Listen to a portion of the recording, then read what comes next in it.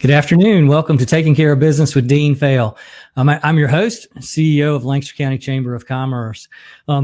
Today's guest is Christine Kennedy. She is the Chief Operations Officer with the Lynchburg Regional Business Alliance, and a good friend of mine, and we're going to have some good conversations today about how to find your why, how to reimagine your purpose in life.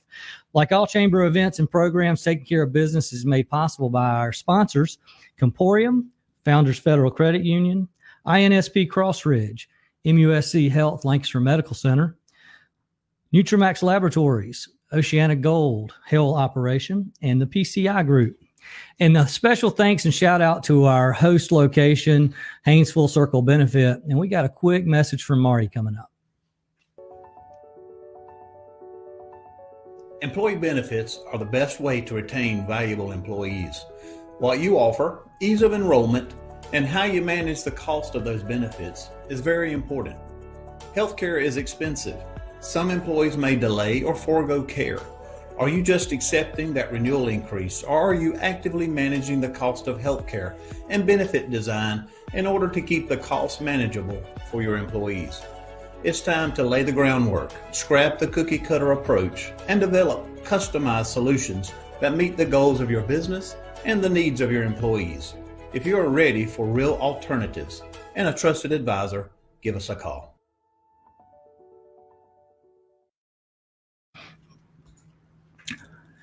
So Christine, she is with us today from Lynchburg, Virginia. She's a leadership and life coach there and the COO of the Lynchburg Regional Business Alliance. And that is the chamber and economic development combined into one organization up there, which is a great thing. They're doing a lot for their region. She administers the nationally award-winning Leadership Lynchburg program. And she's also a sought-after speaker, facilitator, and inspiration in the areas of leadership, life balance, strategic planning, and change management. She has her bachelor's degree in psychology from Liberty University, and she received her coaching credentials from the Institute for Professional Excellence in Coaching. Her and her husband live on a 17-acre farm, I am envious, in Bedford County, and they've restored an 1860s farmhouse on the property called The Sanctuary, a place for individuals and couples to get away from the noise and chaos of life to think, dream, and set their goals. And I asked Christine to be on the show today after listening to a short video she had last week, talking about finding your why, how to reconnect. And we've had a lot of folks reach out to me here at the chamber, business folks, business leaders, managing their business, and they just feel stuck. You know, when COVID hit, they didn't know where to go, didn't know how to turn, and then they've tried to pivot, but so many have gotten stuck, and then the longer they're stuck, the more frustrated they become. And I know I've had that feeling too. Christine, talk us and walk us through. You mentioned 3 components of that in your little talk. Let's start with that, and we'll go from there. Sure. So, it's important when you feel stuck or you are in a time of uncertainty. The first thing that has worked for me, and by the way, I'm not sharing anything that I read out of a book. I'm sharing kind of, when I put that on video last week to our peers, it was where I was and what works for me. So the first thing that works for me is to summarize where you are, right? What are you learning? Pull yourself out of the moment right then. Pull yourself out and look down and go, okay, what am I learning? What have I learned over the past 3-6 months? What have I accomplished? What can I say I've been able to do? Because that brings momentum. If you can pull yourself out of the current stuck mindset and look at where has progress been made, where have you learned to do something different? Even if it didn't work, at least you had the gumption to try something different. So it's important to kind of summarize those learnings. It's important to think about how you've stretched your own capacity. You may not have liked it, right? I don't think any of us expected, beginning of March to be put on lockdown, and all of our business plans we kind of threw out the window, which is, it's unfortunate, but it happens. But from that, you may have thrown your business plan out the window, but you didn't get where you are today because you weren't smart, savvy, or had the ability to create a roadmap. So Who are you? What have you accomplished in the past that you can take to help you go where you're going again, to the next phase of life? And so, you gotta just assess where you are, assess where you're learning, and figure out what from that will get you to your next place. All of us have been on webinars. All of us have been on, Zooms and, programs to try to move us past where we are. So what have you done with what you've learned? Right. If all you've done is have the webinar on in the background and you continue to do emails, you're wasting that time and you're wasting moments of your life. And so what I always do, and what I suggest others do, is after you get off a webinar or a learning, and actually, Dean, you taught me this. You taught me this when we were in a program together over 10 years ago, which I can't even believe I just said that because it's been that long. But the concept is, you may not need to write everything down that was on that webinar or that learning, right? Or that training you went to. But what are the 3 to 5 things that come from that event you attended or that webinar that are implementable for you? And if it's not 3 to 5, what's the one thing? Right. And then you've immediately got to go out and do something with that. Don't just put it on a to-do list. What's the next step to putting that into practice? Because if you don't do that, it just stays on your list, right? And you don't. Right. So that gets you unstuck. Right. Know where you are. What's gotten you to where you are today? What are those things about you? What are you learning? And what's the next step to putting that into practice? That's all under number 1. That's all under where are you? What are you learning? What got you where you are? So that's number 1. So with number 1 a second, let's talk a minute about something that you said the other day that resonated with me. We've kind of been given permission during COVID here, when things are going wrong, stop doing what you've been doing. Yeah. It's a golden opportunity to just shove all these things that now all of a sudden aren't working that you've been doing for years, and reimagining that and just kind of starting with a fresh slate. I mean, you sent me a quote the other day. I love it. It says, one of the biggest challenges in life can be the habits that trap us in mediocrity or stop us from growing and moving forward. I mean, that's exactly what we've been experiencing. So talk about reimagining and just having a clean slate to work on. So number 2 is reimagine. And, status quo, right now we really don't have that opportunity, but it's easy now to even fall into status quo of, okay, we'll just keep doing webinars. We'll just keep, I don't know how many times I've heard the phrase Zoom fatigue over the past, 3 months. Well, how do you make it not so? Right. So how do you create some engagement? How do you do things differently in the midst of restrictions that we're all faced with? Right. So what you say to yourself and how you reimagine even in your own headspace is the first step. So if you start with the mindset or the lack mentality or the restriction mentality, right? And there's actually neuroscience behind this. You've created neuro pathways by the way you think. Your mind will just go there subconsciously because it's the way you default. You've got to create a new neuro pathway that helps you think differently. And the way you do that is by asking yourself different questions. So to reimagine, you say to yourself, what can I create moving forward? What opportunity does this afford me? How can I do this differently so I'm not here I'm using that same phrase in 6 weeks? Right. So really, it's about creating different questions in your own headspace and then taking your answers to those questions and doing something with them on paper. One of the quotes, one of my mantras has been over the past couple months, when nothing is certain, anything is possible. Right. That's cool. Okay, we can't do it the way we done it. Well, what can we do? Right. What can we do? Sure. And, I have a dear friend who we used to meet in person all the time. And we can't do that anymore. We're kind of accountability partners together on moving forward with goals and different things in life. Well, we started going through a book together on Marco Polo and sharing results from what we're reading in that chapter, next steps, takeaways. So we couldn't meet. It just was not possible. She's got young kids at home and now she's teaching and, trying to work. So she has no time to meet. So we've used technology, leveraged it to really create some beautiful conversations where we're not even talking face to face. So yeah. So what's possible? Yeah, you definitely got to change gears. You just can't sit there and be stuck and not try new things. And I say try something. If it works, great. If it doesn't work, try something else. Just keep trying, because sitting and doing nothing is never going to get you ahead. You touched on having an accountability partner, and it reminded me of something that I mentioned to you when we first got on the phone. 5 years ago today, you and I were in DC with a lot of our Institute buddies, and we elected to get up. Well, I think you actually conned me into getting up at 7 a.m., going for a 3-mile run so we could continue to strategically plan on some things that we were wanting to do at Institute in Athens, Georgia. Talk about the importance of having those connections and how valuable they can be to inspire you to move on. Yeah.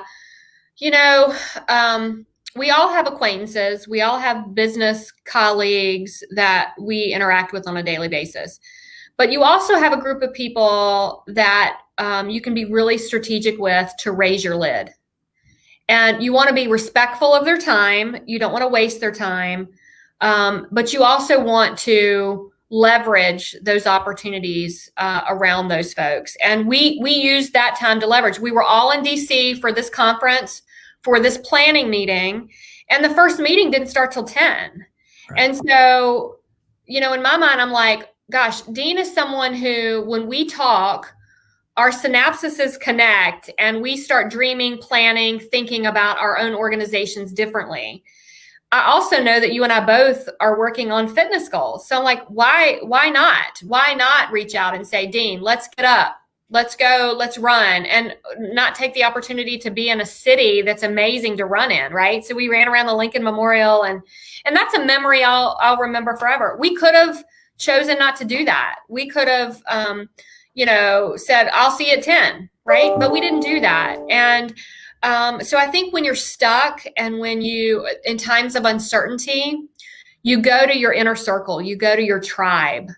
And those are the people you don't talk to every day. It's, this isn't those needy conversations that, you're hanging on, talking to somebody every week. These are the people that you go to help you think higher and differently.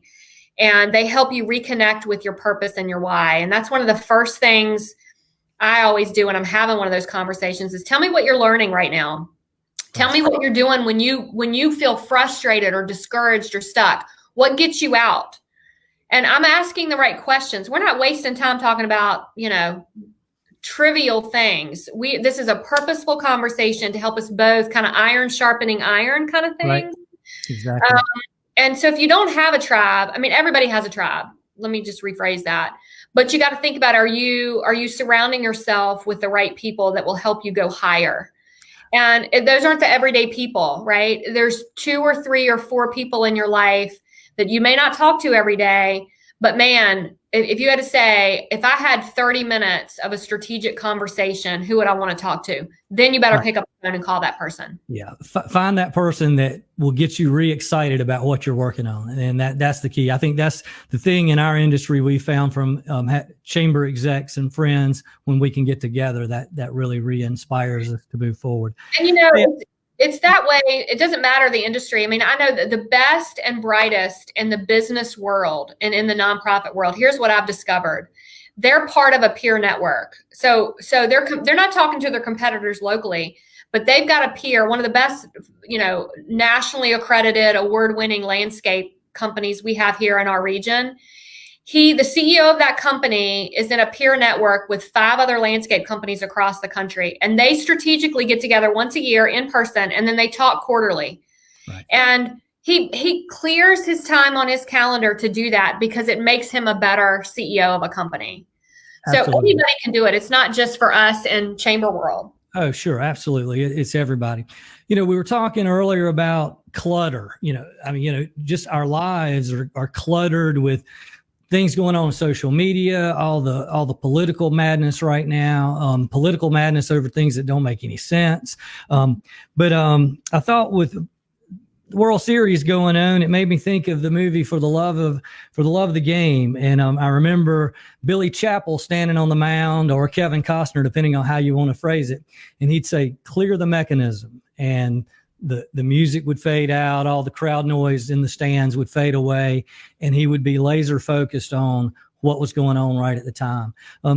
What strategies do you help people in talking with clearing the mechanism, how to really focus to where you're not getting distracted? I know it's easy, for me to get distracted sometimes. I have an idea and I want to put this idea out there, and then somebody throws water on it and it distracts me. And that's the clutter. I mean, how do you avoid that? So a couple things. You have to, if you haven't identified your why do you get up every day? Why are you doing what you're doing? If it doesn't energize you, excite you, fuel you, if it doesn't play to your strengths and your talents, then when those hard days come or when the distractions come, you'll go to the next bright, shiny thing, right? So part of it is know your why or reconnect with your why. That's number one. Number two, what's worked for me, and I had a CFO of a large manufacturing company say this to me one day, and it was like it hooked. And I'm like, that is brilliant. This CFO, we were trying to schedule a meeting, and he's like, "Well, I'm not in the office on Tuesdays. Can we do another day of the week?" And I said, "Sure."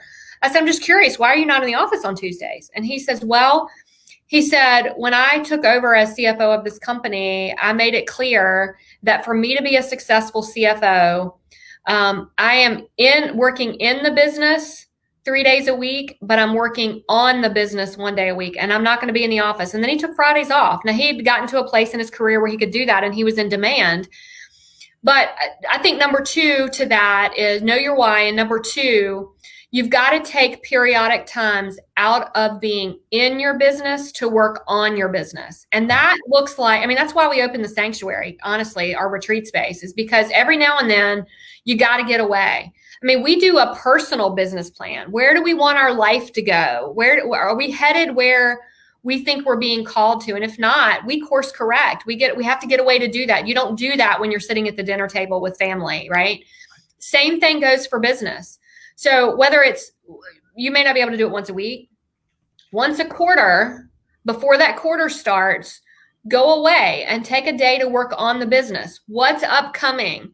What's coming up based on what you're learning that you want to incorporate? And then how are you going to schedule that? So it's taking that day to get everything that you've thought about doing or that you've had on that mental to-do list on paper and then putting it on your calendar. And so in the business and on the business. So you've got to take a day periodically to work on the business. Yeah, absolutely. And I even think you need that place to go to. You mentioned the sanctuary that you guys have. I know for Mary and I, going to the mountains is our place. And we've just got to periodically get to the mountains to kind of flush all that clutter out and refocus. I'm waiting on you to come visit. I know. We need to do that. So I got a question from somebody. They said that they have a passion that they want to follow, but due to present commitments and obligations, they don't feel like they can pursue that passion for 2 more years when a few things kind of drop off their plate. How do they keep the fire lit on this dream without losing it over the next 2 years? Great question. So there are steps along the way you can take. So if you can't fully be present and jump into that new venture, you can absolutely write your business plan. You can absolutely do your market research. You can absolutely go on Pinterest and find the look and feel of what you're wanting to do. You can do your back end research.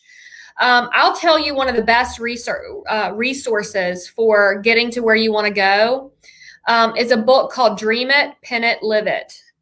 And it's all about vision boarding. And some of you all may say, especially if you're a man on the phone or watching this on StreamYard, oh my gosh, vision board, that's all hokey. It's all for women. No, it's really not. And if you look at the research behind visioning and goal setting, the folks, the 1%, studies show that the 1% of people that actually write down their goals are making 20 times more than those who don't take time to vision and write goals. And so whether you do a vision board with pictures and fluffy stuff, or whether you literally take a vision board and you write, in the next 5 years, these are the things I want visually to have accomplished in my life. Then you can break those down into bite-sized steps. Look, we had a vision for the sanctuary, for opening that property. We bought the property in 2013. We didn't open it till 2018. Right. So if y'all are counting on your hands, that's 5 years. And in the middle of all that, it was an 1860s property, termites, appraisals not coming through like they thought they were going to come through. I got breast cancer. My husband's dad died of pancreatic cancer. But if the calling is there, then you got to keep that vision in front of you. And if we didn't have that vision in front of us, we had the tagline, we had the name, and we knew what God had called us to do. And we kept that on the forefront. Come whatever, we were going to accomplish what we were called to do. And, the first year we opened in May of 2018. We were booked 132 days. Crazy. And last year we were booked over 240. So, you keep the goal in front of you. And if you don't have a visual and you don't have a tagline, you don't know what you were called to, and you don't know your why, you can't do that. Right. That obstacles are a big part. And another big obstacle that I hear a lot of people, and sometimes they don't verbalize it, but it's there. And that obstacle is fear. They've got a passion. They maybe even wrote the goal down. They might have it right in front of them, but they're letting the fear of failure or whatever, or fear that, maybe I won't have the resources to pay my own salary once I start. I mean, how do you help people work through that fear? Yeah. So there's a couple things. Sometimes a lot of people mention the phrase, do it afraid. Mention the phrase, do it afraid. And that's all well and good, but I'm gonna tell you, I'm about as risk averse as they come. I came from a place growing up, my background made me risk averse, right? So going into debt and buying a piece of property and renovating it and trying to make this come to fruition was big and scary to me, right? So I had scenarios. So do some scenario planning, okay? So incremental, right? Like if we can't get to the full vision of this in 5 years, what's my backup plan? And I know some consultants say don't have a backup plan because then you won't go full in. No, I knew what I wanted, but I also knew that if it didn't happen in the time frame I wanted it to happen to, I wasn't going to go bankrupt. Right. And so part of it is, what are your scenarios? Can there be a phased in approach? And then really in coaching, we really talk about what's behind the fear. If you can identify what's behind the fear and address the root of the fear becomes pointless, right? So what was behind my fear, we came from a place where my family struggled financially from choices that family members made and, just all sorts of things. Well, so how did I get over that? Well, I financially manage my money and I make sure that we budget well. And if one of us gets laid off or one of us has a bump in the road with income, look, cancer's not cheap, right? We lost a lot of money that year. We went through that, right?